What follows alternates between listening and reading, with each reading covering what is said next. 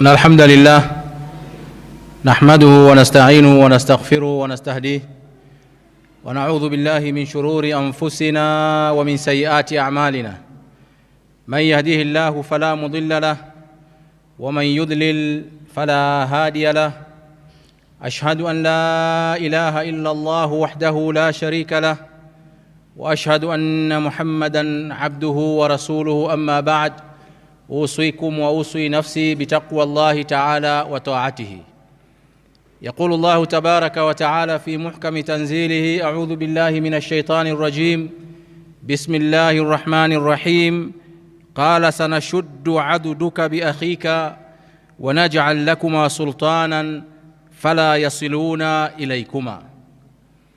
Baada ya kumhimidi Allah subhanahu wa ta'ala na kumtakia rehma na amani kiongozi wetu, mwalimu wetu, kipenzi wetu Bwana Mtume Muhammadin sallallahu alayhi wasallam, na wahusieni ndugu zangu Waislamu pamoja na kuihusia nafsi yangu kumcha Allah subhanahu wa ta'ala na kumtii.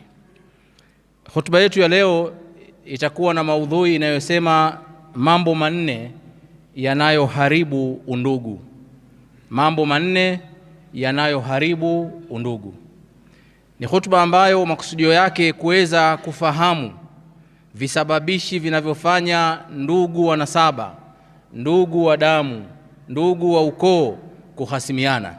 Wanachuoni wameweka haya mambo manne kuwa ndio sababu kubwa zinazoharibu undugu baina yetu. Ndugu zangu Waislamu, katika neema kubwa za Allah subhanahu wa ta'ala juu yetu sisi ni neema ya kuwa na ndugu, na hususan kuwa na ndugu mwema. Hii ni moja katika neema kubwa sana. Kama Allah amekujalia unayo ndugu yako, kaka yako, mdogo wako, almuhimu ni ndugu, awe wa baba mmoja, awe wa mama mmoja, awe wa mama tofauti, almuhimu ni ndugu yako, basi shukuru kusema alhamdulillah, kwa sababu ni neema kubwa sana. Na ndugu yako anapokuwa ni mwema, basi hiyo neema inakuwa ni kubwa zaidi. Ndugu zangu Waislamu, ndugu mwema ndio ngao, na ndio ngao yako dhidi ya shari na maadui yote. Ndio msaidizi wako wakati wa shida, ndio uti wa mgongo anakufanya wewe usimame na uwe imara na uonekane umesimama. Hii yote ni kutokana na kuwa na ndugu mwema. Ndio tegemeo lako wakati wewe haupo, wa kuiangalia familia yako na kuijali na kuithamini. Lakini vile vile ndio mshauri wako ambaye atakushauri katika mambo ya kheri. Huyu ni ndugu, na ni ndugu mwema. Lakini ndugu zangu, katika jamii tunayoishi hivi sasa, kwa masikitiko makubwa sana, leo unawakuta ndugu wa damu kabisa, wamebeba damu moja kutoka kwa baba mmoja, wamelelewa katika nyumba moja, inawezekana wamenyonya titi moja, wameishi katika chumba kimoja, wamecheza pamoja, na hata ukiangalia album zao walivyokuwa watoto, jinsi walivyokuwa wako karibu na wanavyopendana, huwezi kuamini kwamba hawa sasa hivi ndio wale waliokuwa watoto nyumbani kwao. Wamekuwa maadui, wamekuwa wanachukiana. Ndugu zangu, leo hii katika ulimwengu tulionao, dunia imeingia katikati ya ndugu, na Ibilisi amepenya katika nyoyo za wanandugu kupitia mambo haya manne ambayo ni mali.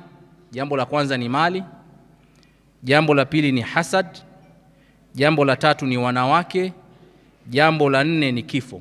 Haya mambo manne haya ndio ambayo maulama wamesema ndio yanayo haribu uhusiano baina ya ndugu. Mali, jambo la mwanzo kabisa; hasad, wanawake na kifo. Ndugu zangu Waislamu, tukianza na jambo la mwanzo ambalo ni mali. Mali ni neema ya Allah subhanahu wa ta'ala ambaye anamruzuku amtakaye. Lakini vile vile mali ni mtihani mkubwa sana ambayo mtu amepewa. Allah anasema wa'lamu annama amwalukum wa auladukum fitna, eleweni kwamba mali zenu ambazo Mwenyezi Mungu amewapa na watoto wenu ambao Mwenyezi Mungu amewapa kwenu nyinyi ni mtihani, ni fitna. Kwa hiyo moja katika fitna ya mali ni kuwagombanisha wanandugu. Mtu kumiliki mali sio shari, ni jambo la kheri, na Uislamu unahimiza Waislamu watafute, watembee ardhini, watafute mali. Lakini shari inayopatikana katika mali ni kuipenda mali kuliko kitu chochote kingine, kuliko hata ndugu zako wa damu. Hii ndio hatari ya mali inakuja hapo. Mtu kukata undugu na kusahau haki ya ndugu yake kwa sababu tu Allah subhanahu wa ta'ala amemjalia kuwa na kipato. Ndugu zangu, ni ndugu wangapi ambao wamehasimiana kwa sababu ya ardhi? Kwa sababu ya kipande cha ardhi tu wamekuwa ni maadui. Ni ndugu wangapi ambao wamehasimiana kwa sababu ya nyumba ya urithi ambayo inawezekana hata hawakuitafuta wao, wameikuta tu, lakini wakagombana, wakahasimiana, hawazungumzi na wakaapishana. Na sio hivyo tu, na mpaka watoto wao wakawa ni maadui. Kwa hiyo wadui unaanzia kwa wazazi unakwenda mpaka kwa watoto, na ni undugu wa damu. Kwa sababu ya nini? Kwa sababu ya nyumba ya urithi. Au katika kampuni au biashara watu wanahasimiana kwa sababu hiyo hiyo ya mali. Leo ni ndugu wangapi hawatembeleani katika minasaba ya aina yote, sio furaha wala huzuni, kwa sababu ya mali ya urithi. Na hili jambo ndugu zangu lipo kwa mashehe kwa kiwango kikubwa sana. Magomvi mengi yanayotokea baina ya wanandugu, wallahi asilimia kubwa sana ni urithi na mali. Kwa hii ni sababu mojawapo kwanza inayovunja undugu wetu wa nasaba, undugu wetu wa damu. Na Mwenyezi Mungu Subhanahu wa Ta'ala anasema, wala taakulu amwalakum bainakum bilbatil, wala msiliane mali zenu baina yenu nyinyi kwa njia ya batili, kwa kudhulumiana. Na hapa wanazungumziwa vile vile ndugu katika masala mazima ya mirathi. Na wanaulama wanasema, la taj'alul mala aghla min akhikum, usifanye mali ikawa ina thamani kubwa kuliko thamani ya damu, kuliko thamani ya undugu. Sasa hivi mali imekuwa na thamani kuliko damu, vile vile kuliko undugu wetu wa nasaba. Ndugu zangu Waislamu, mali inatafutwa na inapatikana. Ardhi tunazikiana humu ndani ya ardhi. Biashara inafidiwa, lakini ndugu wa nasaba huwezi kumfidia, huwezi kumpata sehemu yoyote. Tayari ameshakuwa ni ndugu yako na huwezi ukamfidia pale ambapo utampoteza. Kwa hiyo tusipoteze undugu wetu kwa sababu ya mali, bali tuunganishe undugu wetu. Hii mali inakuja ni kitu cha pili. Jambo la pili ndugu zangu ambalo linasababisha kukata undugu ni hasad. Katika tabia inayoharibu undugu wa nasaba wa damu ni husda. Kwa nini baba anampenda fulani zaidi? Kwa nini amefanikiwa ndugu yangu katika mambo yake, mimi sijafanikiwa? Kwa nini watu wanampenda sana lakini mimi sipendwi kama anavyopendwa ndugu yangu? Kwa nini amekuwa tajiri lakini mimi nipo katika hali duni? Haya ni mambo ya husda yanapita katika nafsi ya mtu, na kidogo kidogo yanapelekea kuanza kumchukia ndugu yake kwa sababu ambayo hajajisababishia yeye, ni neema ya Allah Subhanahu wa Ta'ala ambaye amempa. Na hapa ndio hayo maradhi yanaanza kuingia katika nafsi ya mtu. Mwenyezi Mungu anasema, am yahsuduna an-nasa ala ma atahum, je, hawa wanawahusudu watu kwa kile ambacho Mwenyezi Mungu amewapa? Ala ma atahumullahu min fadli, katika zile fadhila ambazo Mwenyezi Mungu Subhanahu wa Ta'ala amewapa. Kwa nini umuhusudu ndugu yako? Amepewa na Allah Subhanahu wa Ta'ala, na wewe muombe Mwenyezi Mungu Subhanahu wa Ta'ala akufungulie milango ya riziki. Qur'ani imetuhadithia ndugu zangu Waislamu kisa cha Nabii Yusuf alayhi salam na ndugu zake. Hawa ni ndugu kabisa wa nasaba, lakini Qur'ani inasema, idh qalu la yusufa wa akhuhu ahabbu ila abina minna. Kumbuka pale ndugu wa Yusuf 10 walipokaa wanazungumza, wakasema hivi, huyu Yusuf na ndugu yake ndio ambao wanapendwa zaidi na baba yetu kuliko sisi. Wa nahnu usba, kati sisi ni kikundi kikubwa. Inna abana la fi dhalalin mubin, hakika baba yetu amepotea katika jambo kama hili. Kwa hiyo ilianza husda, hisia za ndani ya nafsi. Lakini husda mara nyingine inakuwa translated katika matendo, na mtu kuchukua maamuzi magumu, maamuzi mazito, ambayo saa nyingine anaweza kuwa ni majuto baadaye. Shetani anaingia katikati. Ndugu wa Yusuf wakasemaje? Uqtulu Yusufa, muweni, msipate tabu sana, muweni Yusuf, au itrahuhu ardan, au mfukuzeni katika ardhi yenu, waende mbali kabisa, msiwe mnamuona. Kwa hiyo hisia za husda za kwamba Yusuf na ndugu yake anapendwa, matokeo wakasema tumuue au tumfukuze kabisa katika eneo hili. Hawa ndugu zangu ni ndugu wa baba mmoja, mzee Yaqubu alayhi salam. Lakini angalia undugu ulivyovunjwa hapa kwa sababu ya udhaifu wa kibinadamu ambao ndani yake ilikuwemo nini? Husda. Ndugu zangu Waislamu, Mtume sallallahu alaihi wasallam anasema la tahasadu, msihusudiane, wala tabaghadu, wala msibughidhiane na kuchukiana, wala tadabaru, wala msifanyiane vitimbi vya chini chini, wakunu ibadallahi ikhwanan, kuweni ndugu wa Mwenyezi Mungu, kuweni waja wa Mwenyezi Mungu mkiwa ni ndugu. Haya ni maelekezo ya Mtume sallallahu alaihi wasallam katika kujenga undugu wetu. Ndugu zangu Waislamu, jambo la tatu ambalo linasababisha kuvunja undugu ni wanawake. Na mwanamke anaweza kuwa ni mama ambaye anapandikiza chuki kwa watoto, ima dhidi ya baba yao wamchukie, hii ni kuvunja undugu, au dhidi ya ndugu zao wa baba mmoja mama tofauti, na hii imekithiri sana kwenye jamii. Kwa mama anampandikiza chuki watoto wake wawachukie ndugu zao ambao ni wa baba mmoja lakini matumbo tofauti. Unakuta ndugu wana nasaba moja hawaelewani kwa sababu mama aliyoko nyumbani ndio anasababisha matatizo kama haya. Hii ni nafasi ya wanawake kuvuruga undugu, na hii imekithiri ndugu zangu katika jamii tulionayo. Mama anataka watoto wake wapendwe na baba yao kuliko watoto wa mwenzake, kwa hiyo inapelekea undugu kuchukiana. Anaweza akawa huyu mwanamke ni mke, anatumia mapenzi ya mume wake kumkata na ndugu zake,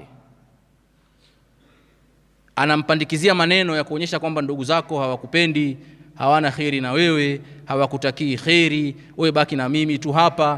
Kwa hiyo unakuta ndugu anachukia ndugu zake. Nini? Mwanamke nyumbani anamshawishi ili aweze kumdhibiti, labda Allahu aalam, lakini anamkata na ndugu zake wanasaba. Mtu anawachukia kaka zake, anawachukia ndugu zake, kisa mwanamke nyumbani anampandikizia maneno ya kumchukiza na ndugu zake. Na hii vile vile ndugu zangu imekithiri. Leo ndugu wawili wa tumbo moja hawaongei sababu wake zao. Huyu kasema hivi, huyu kasema hivi, huyu kasema hivi, huyu kasema hivi. Maneno yanafika kwa ndugu, hawatembeleani, hawaongei kwa sababu wanawake wamesababisha. Ndugu wanahtafiana, wanahasimiana, wanachukiana. Na Mwenyezi Mungu anasema zuyina linnasi hubbu shahawati minan nisa, tumependezeshewa sisi kupenda matamanio. Miongoni mwa haya matamanio ni wanawake. Wanaume wengi wanakuwa controlled na wake zao, mpaka anamsahau baba yake, anamsahau mama yake, ndugu yake hataki kumuona. Kwa sababu gani? Mamsap nyumbani anampa maelekezo mambo ya kufanya. Hii ndugu zangu ni udhaifu. Undugu, huyu mwanamke unaweza ukamwacha ukaoa mwanamke mwingine, utampata wapi ndugu mwingine ambaye amezaliwa baba mmoja na wewe? Utampata wapi?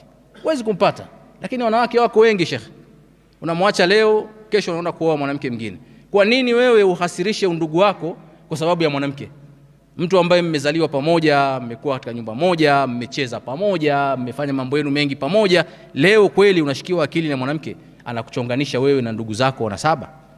Huu ni udhaifu mkubwa sana ambao unajitokeza.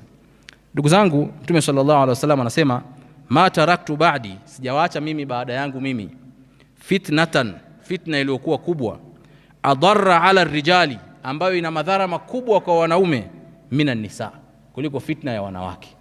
Fitna ya wanawake inatuharibia sana.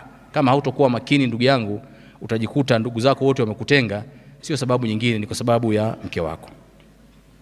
Ewe ndugu yangu Muislamu, usimruhusu yoyote asimame baina yako wewe na ndugu yako, kwa sababu ndugu hafidiwi.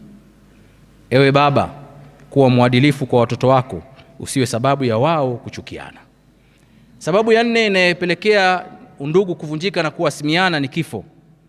Kifo kinatenganisha baina ya ndugu wanaopendana. wote humu ndani msikitini tumepoteza ndugu zetu wa karibu ambao tulikuwa tunawapenda, tulitamani tuwe nao, lakini Allah subhanahu wa ta'ala kawachukua. Tumetenganishwa na tunawapenda sisi. Wazazi wetu wapendwa, kaka zetu, dada zetu, wake zetu, watoto zetu na kadhalika, wote inawezekana wametangulia mbele ya haki. Lakini waliondokaje? Hapa ndio swali la kujiuliza. Waliondoka wakiwa na mahusiano mazuri na sisi? Kwa sababu kama ndugu yako ameondoka ni pengo kubwa sana. Lakini kama aliondoka hamzungumzi, hamuongei, mmehasimiana, pengo kubwa zaidi. Yani leo unakwenda tu kwenye kaburi lake, unasimama pale mbele, ndugu yangu nisamehe sana. It's too late. It's too late. Yuko kwenye barzakh. Kama kusameheana ni sasa hivi, kabla hajatangulia mbele ya haki, kuyaweka sawa. Hata anapotangulia mbele ya haki na kuwa ni pigo kwako, lakini ndani ya nafsi yako unahisi kwamba ameondoka akiwa tuko sawa sawa. Tuko sawa sawa kuliko anavyoondoka mmehasimiana kwa sababu yote isiyokuwa ya msingi. Ndugu zangu, kuliko kwenda kumwombea radhi kwenye kaburi lake, muombe radhi akiwa hai. Fanyeni sulhu na ndugu zenu. Mwenyezi Mungu Subhanahu wa Ta'ala anasema, yauma la yanfa'u malun wala banun, siku ya kiyama haitamfaa mtu mali yake wala watoto, illa man ata Allah biqalbin salim, isipokuwa yule ambaye atakayekuja kwa Mwenyezi Mungu Subhanahu wa Ta'ala akiwa na moyo uliosalimika. Haya mambo manne ndugu zangu tuwe nayo makini sana. Ndio mambo ambayo yanaharibu undugu wetu wa nasaba. Tujitahidi kadri ya uwezo wetu kuyaangalia mambo haya manne na kujiepusha na vile visababishi ambavyo vinapelekea katika uhasama. Barakallahu li wa lakum bil Qur'anil Karim wa nafa'ani wa iyyakum bidhikril hakim. أقول قولي هذا وأستغفر الله لي ولكم فاستغفروه وأنتم موقنون بالإجابة.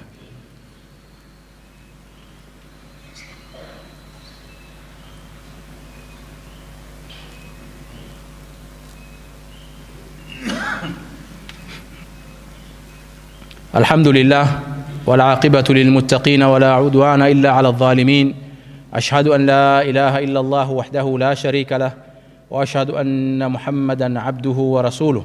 إن الله وملائكته يصلون على النبي يا أيها الذين آمنوا صلوا عليه وسلم تسليما.